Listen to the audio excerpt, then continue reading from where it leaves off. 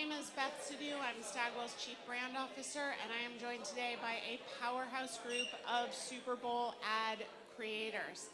We have Marissa. We're going to shut out the bar people over here. No, I'm just nervous. Everyone be nice. We have Marissa Solis, SVP Global Brand and Consumer Marketing with the NFL. Woo! Let's go, Marissa. Yeah. Karen Kovacs, President, Advertising and Partnerships at NBCUniversal. Woo! Stacy Taffet, SVP Marketing at PepsiCo. Woo! And Glenn Cole, founder and current chairman of 72 and Sunny. All right, let's Go close Glenn. this out. Go Glenn. Yes, we are the last thing standing between you and the fun of Super Bowl weekend. So we are going to get into the real fun, the advertising. We are going to start with a little icebreaker panel. What is the first or most memorable Super Bowl commercial that you remember from growing up?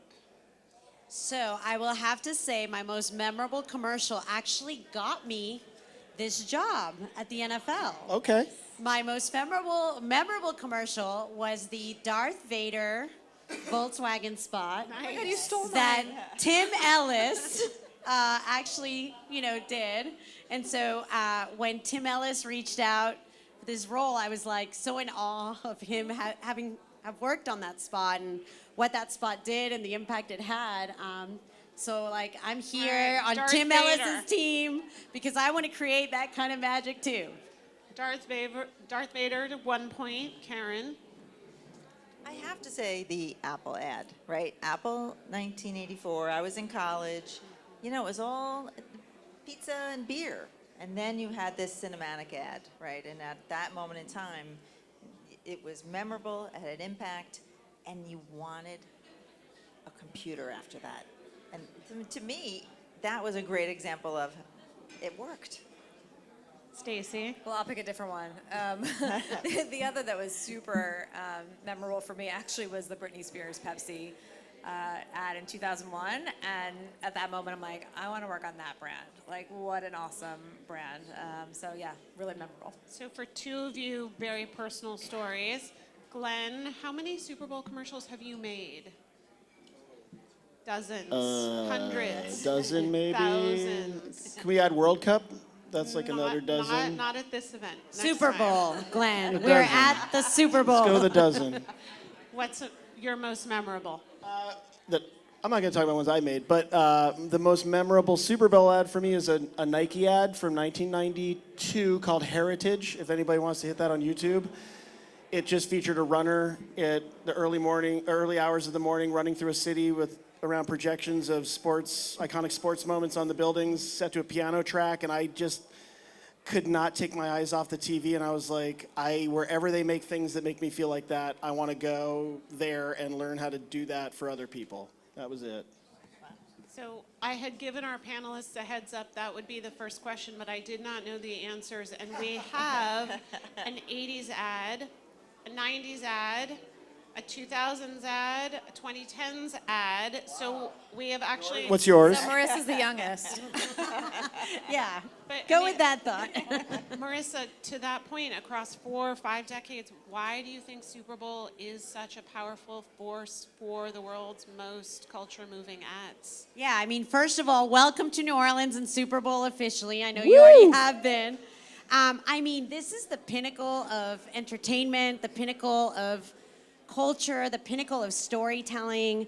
And when you think about the eyeballs that are on those ads, yes, we all know the game is important, but everybody watches, right, for the Super Bowl ads. I mean, last year, 250 million people, that was US, plus then your international audience. This year will probably surpass that. I'm So sure. when you imagine, that your message is reaching that amount of people, it's powerful. And it is a chance for you to, whatever your brand message is, to be able to get it out there to the world. It's very interesting. People always ask us, why do you do NFL spots on the Super Bowl? Like, aren't you guys you're already, like, it's the Super Bowl. Why do you talk about the It's NFL? already a commercial. It's really interesting. The audience that watches the Super Bowl is not like the audience that's watching the rest of the season. These are a lot of casual fans, people that only tune in to the NFL to watch the Super Bowl, Right. probably because of the ads. And so it's such an opportunity for us to speak to an audience about football and about the things that are important to us and engage them in the sport and make them stay and really, be with us all year long. So it is so important. I'm sure, as we'll hear from Stacy and Karen, it's so important for other brands as well, the kind of audiences that you get. Stacy, take us to the audiences that you're trying to reach and with what amazing creative this year. Yeah, so it's such a special stage, not only because of everything Marissa said, but for us at PepsiCo, it's a huge consumption moment for our brands as well. And so to be authentically integrated into a moment where our products are consumed and our brands can be in front of people is very special. So it's always going to be a cornerstone for our advertising.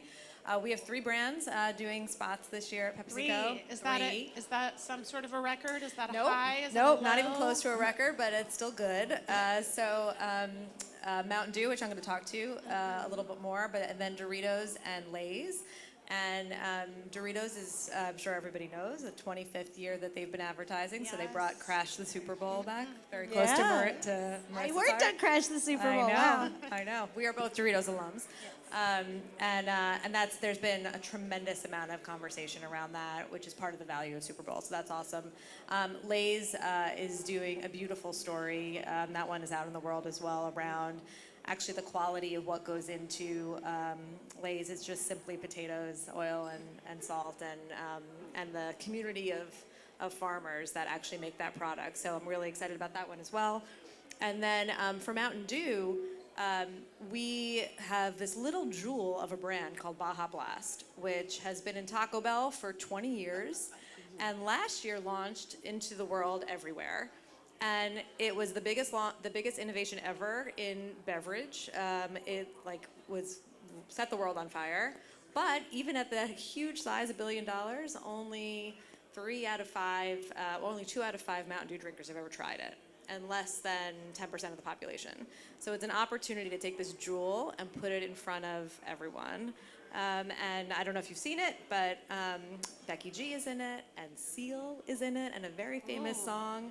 And we're very excited to tell the story of what Baja Blast is. What does a Baja Blast taste like for the many people who apparently have not tried it? Well, if you don't know, you should listen to the song that is going to be in the ad. It is "Kiss from a Lime," and it is a tropical lime flavor. It is beautiful. Mark Kirkham's going to play the song. We'll have them play us out on "Kiss from a Rose" this time.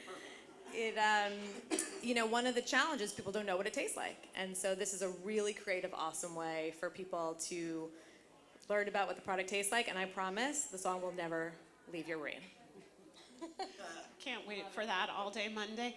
Karen, you guys at NBC give advertisers a lot of tools to understand what will work. Songs, lime, celebrities, but tell us how you do that a little more specifically. Sure. And maybe give us what works from your perspective. Absolutely. Well, I will say a little note about Doritos. Since I know I have my Doritos fans here, we were so excited on the Today Show. We featured and previewed the fact that you were going to do Crash the Super Bowl, $1 million prize, and followed up by earlier this week, we previewed the winning ad, which was really hilarious, super exciting. But the magic was when you also brought the makers into the Today Show. So I'm a viewer. So yes, I got to see the ad, but I also know the story behind Nate and Dylan. So now when I see the ad in the Super Bowl, you also now have this emotional resonance that I think is just multiplicative. We have right? the Doritos team here, actually. What's up, Doritos team? Well, thank you. We were thrilled to be a part of that, and I think that speaks a little bit to the effectiveness of like the entire portfolio that surrounds the Super Bowl, right? Like when we think about the Super Bowl, we can be very methodical. It's about the reach, it's about the relevance, and it's about the results, right? We are, thrilled. Sunday Night Football, we're in the 19th season. It's the 14th year in a row. It's the #1 show on primetime. So like we have a healthy respect for the reach and the connection it makes with consumers. You know, the relevance, whether you're thinking about the storytelling of Mike Tirico or you're starting to figure out how do we bring in some creators into the story, or targeting, right? Creating that relevance is key, but it's the results. Like to me, at the end of the day, like we talk about it, like you're here, it's so much fun, but for the advertiser, they want to move the needle. And what we've been really focused on is how do we help make ads more effective? We, this year, we're really sort of blowing out something we're called the Ad Creative Engine. And actually it's been around since 2017, and it was originally the super size ad model. How do we help make this investment go further? And since 2017, we've invested in the model, and we've accumulated sort of results through all the Olympics, it was Super Bowl 52, then 56. So now, as we think about going into the Super Bowl next year, we have accumulated this great model. And we find that, we found in Paris in particular, we tested ads, and the ads that were optimized creatively were 73% more effective in message memorability. So it's that kind of study and seriousness that we take to really what is a fun and exciting moment. So Glenn, there's lots of ways to have that fun, to make it exciting. You've done a dozen ads. What are some of the different ways that brands approach an effective creative commercial? First of all, Mike Tirico is a national treasure. Thank you for referencing him. National treasure. I can't, anything he says, does is like, thank you, Mike. I think there's lots. Well, I feel like right now there's been an evolution in how brands approach the Super Bowl. I think for a long while it was like who's got the funniest ad.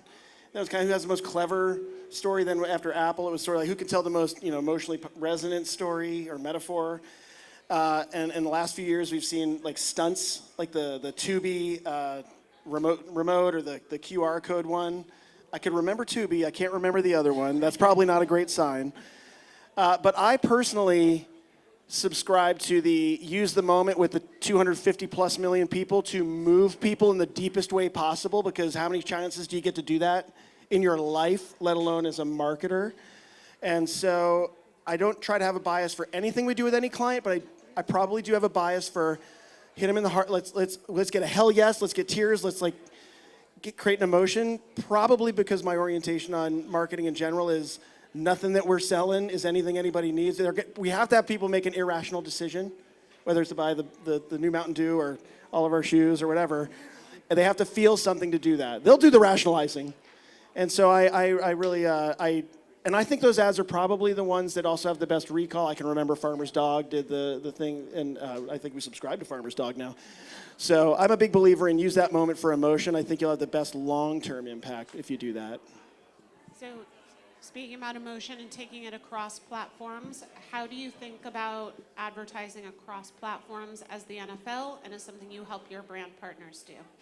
Yeah, I mean, it's omni-channel is the name of the game, right? And Super Bowl is the one time where, you have the 250 million eyeballs and you can reach thousands of audiences. But, in order to really get personal and get to those, what we call one-to-one messages, you have to be where your audience is. And sometimes that is, we have digital platforms. I mean, we know the power of social media and creators, all of the streaming. We have now at the NFL, all the alternative casts that we do. So, you could be watching the main cast, and SpongeBob SquarePants could be doing, the cast and telling the story and watching the same game. We got to see a game in Andy's room from Toy Story. We saw, The Simpsons playing a game this year. So there's just so many ways to recreate and innovate and be in wherever your audience is, and then tell a different story in a different way so that you engage them. And you can watch it on the app, right? Yes, absolutely. Also partially built by a Stagwell company, Code and Theory. Excellent, Beth. There it is. as was the NBC Olympics website, so thank you. Thank you. Stacy, tell us how Pepsi thinks about cross-platform, omni-channel for Yeah. for Doritos or for Mountain Dew. Like, Yeah. give us how it comes to life. Yeah, so we think of it as many months, right? First of all, it's not just one day. It starts in December where we make the announcement, and then we release all the teasers. We use all the talent that we work with in a very strategic way to tell the story. And then on the day of course, we're ready with tons of social content. It's going to be a lot of fun. You're going to see Becky G and Seal and all our talent to respond to everything that happens in the game and play with a lot of other brands as well. So that's going to be great. And then even after, we think about extending. So that song that's going to be in your head, you can go on TikTok shop. You go on TikTok the next day, and you can buy a vinyl from Seal with the song and a remix of the song that he did himself, which is amazing. And you can sing the song to your Alexa, and she's going to send you some free Baja Blast. And so there's all kinds of fun things like that that just allow us to extend the story. I cannot wait to hear what else my Alexa comes up with. Karen, when you talk to advertisers about how to advertise across your ecosystem, you have streaming, you have broadcast, you have apps, you have how do you differentiate that in terms of a big 250 million person event like the Super Bowl?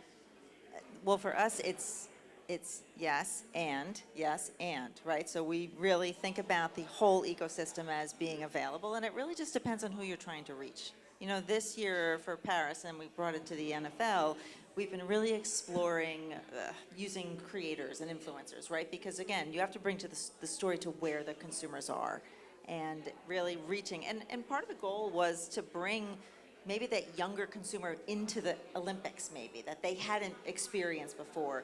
This is the first year we brought 27 creators to Paris, so they could bring their communities in a way that maybe they hadn't experienced the Olympics before.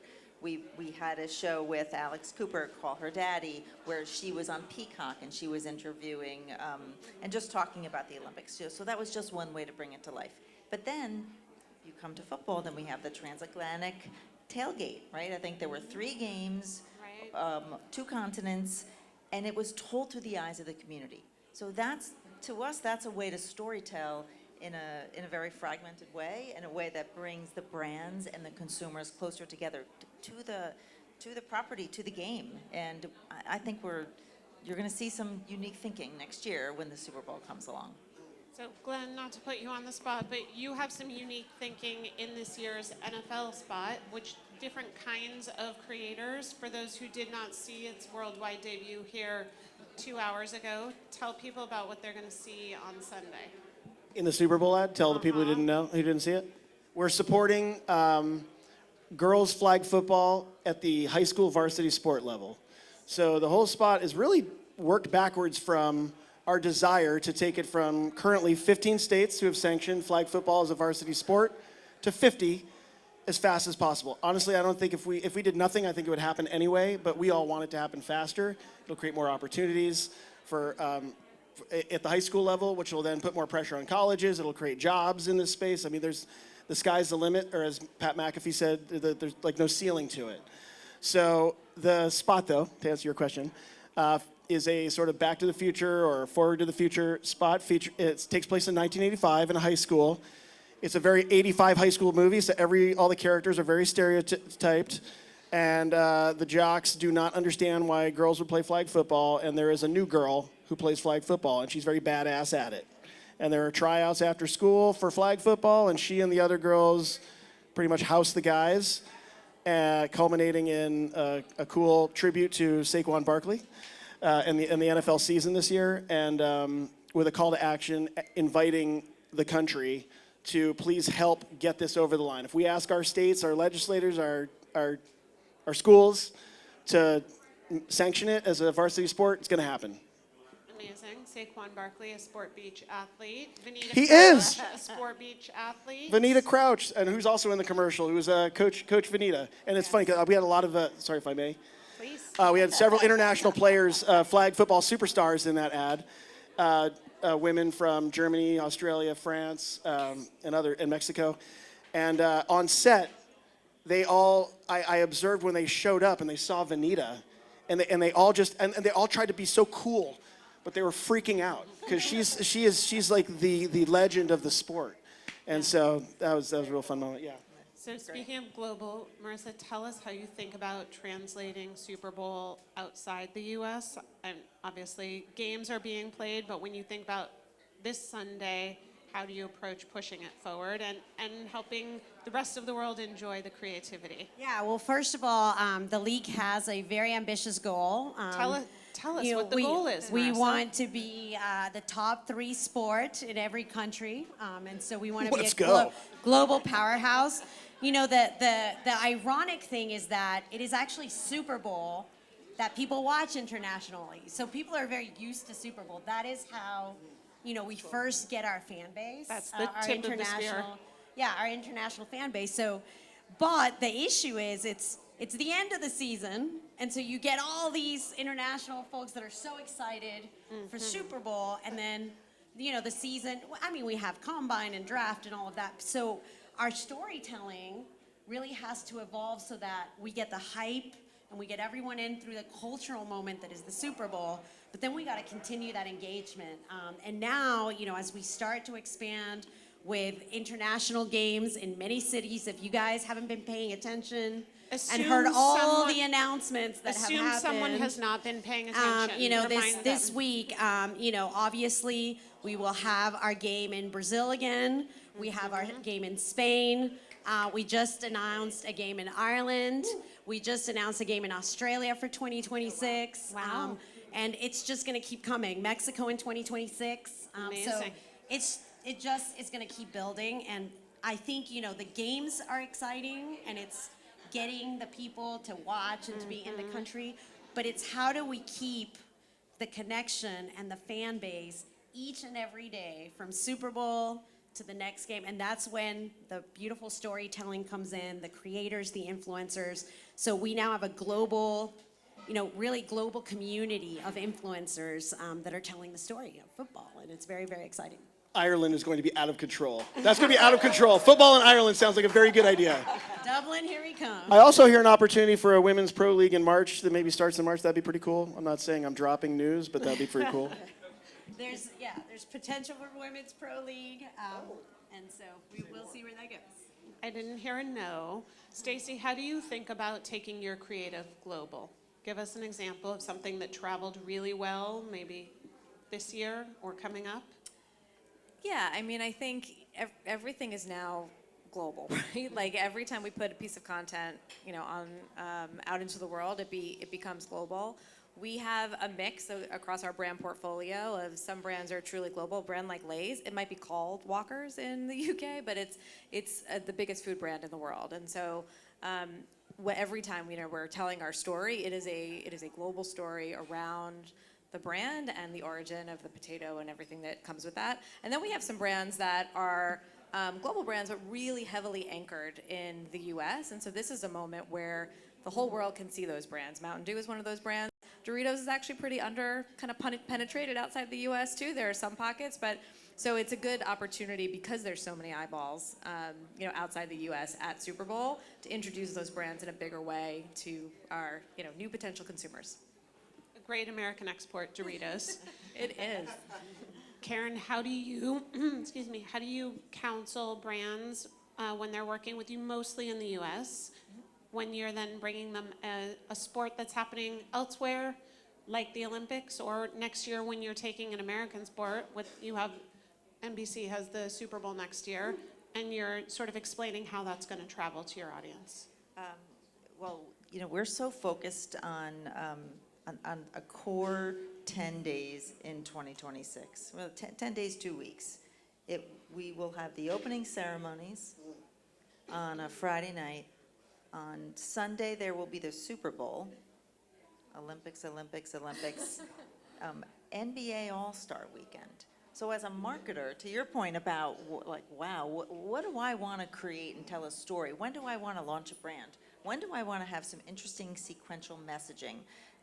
Those are the kinds of conversations that we're having already with marketers, because it's the first time you're really having in one place all of these massive resonant, fan-heavy moments. So how do you think about that, right? And When the 10 yeah. days that will shake the sport world, when does 10 Yeah. days start? I think it's like February 7th, if I'm right. Like, you probably know the Super Bowl date for next year, so, but It's pretty massive. It's pretty massive, and we're already sort of having conversations about marketers who want to figure out how to tell that story. You know, in our research, we found that last time for the Winter Olympics, when an ad ran in the Super Bowl and then it ran in the Olympics, again, it was like double the message memorability. Like, again, you know, we all want to deliver on the effectiveness. So knowing that we have some data to support, okay, how do these unique moments in time interact and how do they benefit marketers? That takes planning. Like, you're probably already thinking about the stories you want to tell a year from now, and I we're was sort not. of in that I am same- now. That's a great insight. Of course you are. We'll be buying 2 weeks with some good ideas for you. You're dropping gold for sure. Very, very cool opportunity. But it's an interesting Right. moment in time that we've never really had before. That we can't wait to meet with marketers and say, like, let's have fun. Let's tell some good stories. So Marissa, how do you work with an NBC or with any of your partners? Like, this cross collaboration doesn't seem like maybe it happened 5 or 10 years ago to the same extent that it happens now. Yeah, I mean, there is so much cross collaboration. You know, I used to work very closely with Karen when I was at PepsiCo. Now I work very closely with the CMO over at NBC because all of the marketing around all of the events. So as I work with Lindsay and Jennifer, we're going to be thinking about how do we tell the story of these incredible 10 days. So it just won't be NFL, it's going to be the broader story. You know, obviously our corporate partners. I mean, PepsiCo is a tremendous corporate partner. Everything that they're doing here in New Orleans and everything we do year round to tell the story, yes, of snacking and beverage, but how football brings people together around those snacks and beverages is awesome. And how could I, leave out, last but not least, our incredible agency ecosystem and, our incredible agency 72 and Sunny that just tells tremendous stories and makes our sport shine. But Thank you. I want to say one thing. Flag football coming to LA 28. Yes. Like, so all of this excitement Big that story. you're sort of like stirring up, and you're like building parts of a franchise that actually will be on display in a few Right. years. And I think that's a really It's gonna be exciting amazing. moment for the Start NFL. thinking, Yeah, I know. Glenn, the brief is coming. Well, first of all, this 2026 February situation has got me on overdrive. Brief is coming. But we are thinking about LA 28 now, right after that. So, final question, Stacy, I'm going to start with you. What is one takeaway you want the audience to leave your Baja Blast commercial with besides a newfound appreciation for Seal? And I just want to make sure production is going to get ready to hit Kiss from a Rose when we're rolling out. So what's one thing besides... Yeah, I mean, hopefully everyone is going to be laughing and thirsty and dying to try it if they haven't already. I think you will be. So Laughing enjoy. and thirsty. Marissa, one thing you want people to take away from your ad? So we have 2 ads in the Super Bowl. One is about the joy of the game. You guys saw it earlier. I want you to be entertained. I want you to laugh, but I want you to be inspired to join the fight in making high school football, girls flag football, an official sport. And then we also have another spot that will just tell the story of how just believing in somebody through mentorship is a powerful, powerful force. And so the joy of the game, how we transcend the game, hopefully we'll get that out. Joy and transcendence. Glenn, anything else you want people to add I'll beyond just focus those on two? the other one's been out for a couple weeks, so we're all very proud of that impact that's having. For the spot that we debuted an hour ago, I want what these guys said when we first, sorry, you can be the girls and guys said when we first were having the conversation about what to do. I asked, so what's the emotion we want here? Like, what do we think is the emotion? And I was like, do we want like fucking hell yes, like punch your fist pump out of bed, or do we want like tears, silence? And then Tim and Marissa both said, well, both. I'm like, okay, so that's what we're going for. I'm going for hell yes and tears. Hell yes, tears, joy, transcendence. Karen, anything you want people to know walking out of Super Bowl this Sunday? It's the multiplier effect, right? It's reaching everyone across all platforms, and also knowing that you're going to have a whole 2 weeks next year at this time to have a lot of fun and to do the hell yes, right? Next year on You guys NBC. do an amazing job with emotional storytelling. Like, no, honestly, yeah. nobody better. Well, the next Hell Yes will actually be in Cannes at Sport Beach, and we did not plan it this way, but these are 3 of our founding partners, the NFL, NBC, and Pepsi, and we thank you all, and we will... Thank you, thank you, thank you. Yes. Thank you. And Mr. Mark Kirkham from Pepsi, thank you as well, sir. So thank you all. We will see you on the beach, and have a wonderful Super Bowl. You too. Thank you, Beth, for Yeah, Clubhouse, let's go. Sport Thanks, Beach Clubhouse. guys. Thank you, Beth.